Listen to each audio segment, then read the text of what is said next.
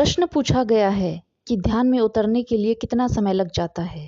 इसका कोई सामान्य उत्तर नहीं हो सकता, क्योंकि ध्यान को कितने समय में उपलब्ध हो सकेंगे, यह किसी और पर नहीं बल्कि आप पर ही निर्भर करता है। और इसके लिए कुछ ऐसा नहीं हो सकता कि सभी लोग एक ही समय में उपलब्ध हो सकें। आपकी प्यास, आपकी लगन कितनी गहरी है, यह इस बात पर निर्भर करेगा। कुछ ही क्षणों में भी उपलब्ध हो सकते हैं और ना हो तो पूरे जीवन में भी ना हो पाएंगे।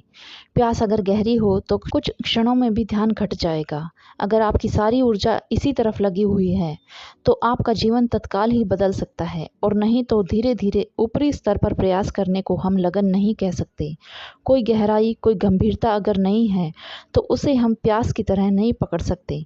एक आदमी प्यासा है तो उसकी पानी की खोज और बात है, और अगर एक आदमी प्यासा ही नहीं है और उसकी पानी की खोज बिल्कुल दूसरी बात है। प्यास तो खोज ही लेगी पानी को, और जितनी ज़्यादा प्यास होगी उतनी जल्दी से खोज लेगी। इसे आप एक छोटी सी घटना से समझने का प्रयास करें। एक पहाड़ी रास्ते पर एक यात्री जा रहा था। उसने एक बूढ़े आदमी को बैठा हुआ देखा और पूछा कि यहाँ से गांव कितनी दूर है और मैं कितने समय तक पहुँच जाऊँगा। वह बूढ़ा आदमी ऐसे ही बैठा रहा जैसे उसने कुछ सुना ही ना हो। वह यात्री हैरान हुआ। उस बूढ़े आदमी ने कुछ भी नहीं कहा और वह यात्री आगे बढ़ गया। वह यात्री कोई 20 कदम गया होगा और वह बूढ़ा आदमी जोर से बोलने लगा कि सुनो, आपको गांव पहुंचने में 1 घंटा लगेगा। उस आदमी ने कहा कि आप भी अजीब हैं, जब मैंने पूछा था तब तो आप चुप ही रहे। इस पर उस बूढ़े आदमी ने कहा, मैं पहले पता तो लगा लूं कि आप कितनी रफ्तार से चलते हैं। तो जब 20 कदम मैंने आपको चलते हुए देख लिया कि आप कैसे चलते हैं, तो फिर मैं समझ गया कि 1 घंटा आपको पहुंचने में लग जाएगा। तुम्हारी रफ्तार पर ही निर्भर करेगा कि गांव तक कब तक पहुंचोगे, इसीलिए मैं चुप रह गया। उसी प्रकार मनुष्य की रफ्तार पर निर्भर है कि आप कितनी लगन से, कितनी गंभीरता से और कितनी ईमानदारी से जीवन को बदलने की आकांक्षा से प्रेरित हुए हैं। सब बातें इसी पर निर्भर हैं। कुछ क्षणों में भी यह हो सकता है, और अगर ना हो तो एक जन्म में भी नहीं होगा। इस सब में समय का कोई सवाल ही नहीं है, क्योंकि ध्यान में समय के द्वारा हम नहीं जाते हैं। ध्यान में हम अपनी प्यास और तीव्रता के द्वारा जाते हैं।